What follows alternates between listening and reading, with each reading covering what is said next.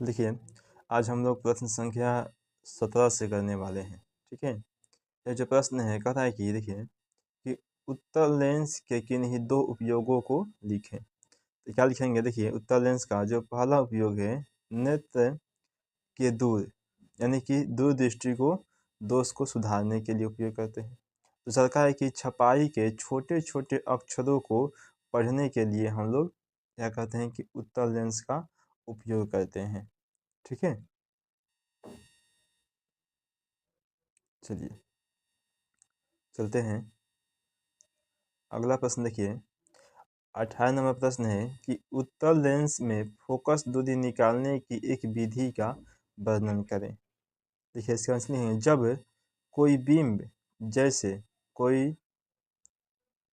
Pin किसी उत्तल lens के सामने से कोई पिंड किसी उत्तल लेंस के सामने 2f के बराबर दूरी पर रखा हो यानी कि 2f का मतलब होता है कि 2f का मतलब होता है कि दोगुना दूरी, ठीक है?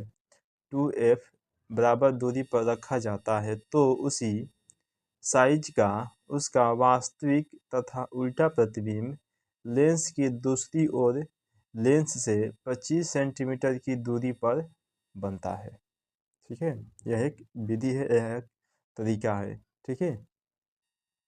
चलिए चलते हैं अगला प्रश्न 19 नंबर में।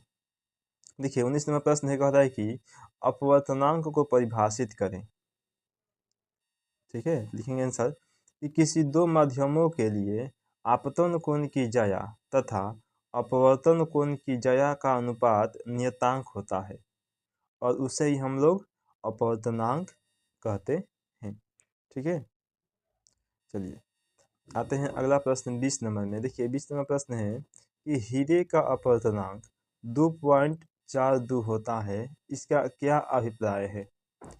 लिखेंगे आंसर कि चूंकि हीरे का अपवर्तनांक 2.42 है जो काफ़ी ज़्यादा है, इसीलिए हीरा प्रकाशतः सघन माध्यम है। यानी कि प्रकाश के अनुसार जो हीरा है वह क्या है कि आपका सघन माध्यम है, अतः हीरा में प्रकाश का वेग बहुत कम होता है, ठीक है? यानी कि हीरा में जो प्रकाश का चाल होता है, जो वेग होता है वो बहुत ही कम होता है, ठीक है? चलिए चलते हैं आगे। 21 नंबर प्रश्न देखिए 21 नंबर प्रश्न है कह रहा है कि उत्तल लेंस को अभिसारी लेंस क्यों कहा जाता है? तो लिखेंगे आंसर क्योंकि उत्तल लेंस सूर्य से आने वाली समानांतर प्रकाश की किरणों को एक बिंदु पर मिला देता है, इसी गुण के कारण ही इसे अभिसारी लेंस कहा जाता है, ठीक है? यानी कि इसी गुण के कारण हम इसे क्या कहते हैं उत्तल लेंस को अभिसारी लेंस कहते हैं। चलिए आते हैं अगला प्रश्न 22 नंबर में। देखिए 22 नंबर प्रश्न क्या कह रहा है कि गोलीय दर्पणों द्वारा परावर्तन के लिए नई कार्तीय चिन्ह परिपाटी को दर्शाएं, चिन्ह परिपाटी को दर्शाएं, ठीक है?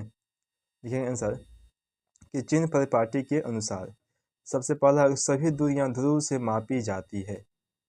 चिन्ह परिपाटी में सभी के सभी जितनी भी दूरियां होंगी सब के सब ध्रुव से मापी जाएगी यानी पोल से। दूसरा का है कि आपतित प्रकाश की दिशा में मापी गई दूरियां धनात्मक होती है, यानी कि जिधर से प्रकाश आ रहा है उधर ही अगर दूरी नापेंगे तो वह धनात्मक होगा। आगे कि आपतित प्रकाश की विपरीत दिशा में मापी गई दूरियां ऋणात्मक होगी। अगर प्रकाश इधर से आ रहा है और दूरी हम इधर नापेंगे तो ये क्या होगा कि आपका ऋणात्मक होगा, ठीक है?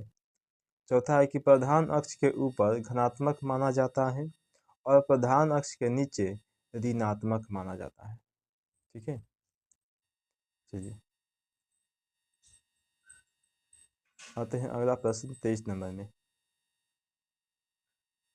देखिए 23 नंबर प्रश्न है कि अवतल दर्पण के मुख्य फोकस को परिभाषित कीजिए। लिखेंगे आंसर कि मुख्य अक्ष के समांतर आने वाली प्रकाश की किरणें परावर्तन के बाद जिस बिंदु पर मिलती है उस बिंदु को अवतल दर्पण का मुख्य फोकस कहते हैं, ठीक है? चलिए आते हैं। देखिए एक प्रश्न दिया हुआ है आपका कह रहा है कि एक गोलीय दर्पण की वक्रता त्रिज्या 20 सेंटीमीटर है, इसकी फोकस दूरी क्या होगी। तो लिख देंगे कि दिया गया है, यानी कि क्या दिया है, त्रिज्या, यानी कि आर का मान 20 सेंटीमीटर, हमें एफ का मान निकालना है। तो एफ बराबर सूत्र होता है आर बटे 2। तो लिख देंगे आर का मान 20 और बटा में 2, इससे काटेंगे तो 10 बार में कट जाएगा, आपका आंसर आएगा 10 सेंटीमीटर। ठीक है,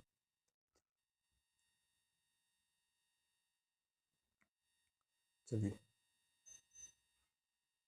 आते हैं अगला 25 नंबर प्रश्न। देखिए कह रहा है कि 25 नंबर प्रश्न,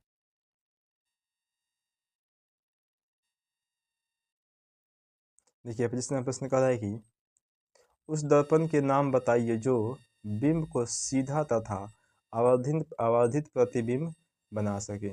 लिखेंगे कि अवतल दर्पण, क्योंकि जब वस्तु को अवतल दर्पण के ध्रुव एवं फोकस के बीच रखा जाता है तो वस्तु का सीधा तथा आवर्धित प्रतिबिंब बनता है।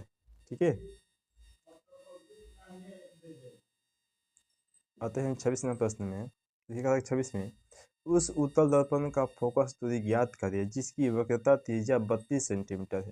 तो लिखेंगे कि उत्तल दर्पण की वक्रता त्रिज्या क्या दिया है, प्लस का 32 सेंटीमीटर। तो ए बराबर सूत्र होता है आर बटे 2, आर का मान 32 है, लिख देंगे, इसे काटेंगे तो 16 बार में कट जाएगा, यानी कि 100 सेंटीमीटर आपका आंसर हो गया।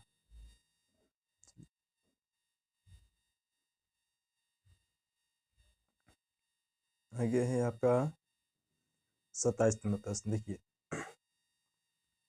देखते हैं 27 नंबर प्रश्न है कि किसी लेंस की एक डायोप्टर क्षमता को परिभाषित करें। लिखेंगे कि जब किसी लेंस की फोकस दूरी 1 मीटर होती है तो उस लेंस की क्षमता 1 डायोप्टर होता है।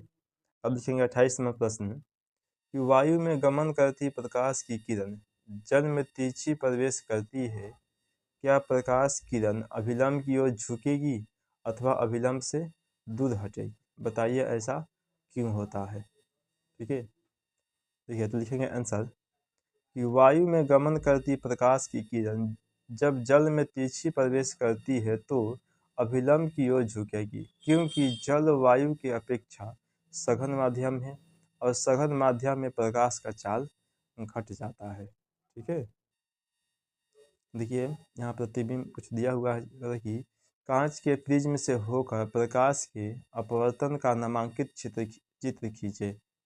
देखिए कांच का प्रिज्म है आपका, ठीक है, ये आपका प्रिज्म है,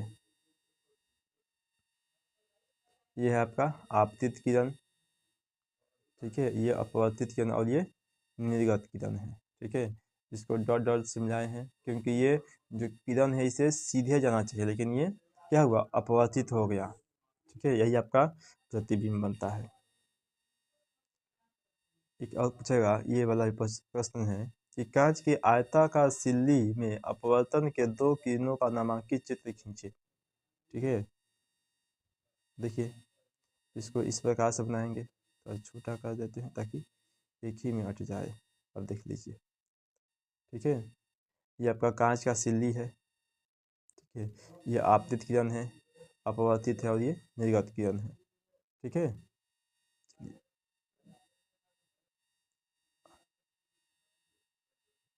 अब देखिए इसमें कह रहा है कि उत्तल लेंस एवं अवतल लेंस में सचित्र स्पष्ट करें अंतर। सचित्र कहने का मतलब चित्र बनाकर इसे स्पष्ट करना है। देखिए ये आपका उत्तल लेंस है और ये आपका अवतल लेंस है। लिख सकते हैं आराम से कि इसमें वास्तविक एवं बड़ा प्रतिबिंब बनता है एवं इसमें काल्पनिक एवं छोटा प्रतिबिंब बनता है। ठीक है, चलिए इसके आगे अब ये जो है इसे हम आपको बना करके बताएंगे कॉपी पे। ठीक है, जैसे हमने कल वीडियो में से डालेंगे। ठीक है, चलिए।